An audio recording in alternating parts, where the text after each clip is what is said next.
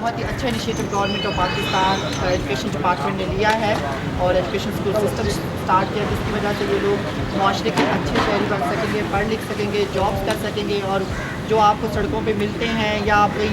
functions پہ دیکھتے ہیں، ایک وہ جو سوچ ہے ہمارے دل میں جو ٹیبو ہے وہ بریک آؤٹ ہو جائے گا، اس چیز سے یہ چیزیں ٹوٹیں گی اور یہ لوگ جو ہے معاشرے کے دھارے میں آ کے اچھے شہری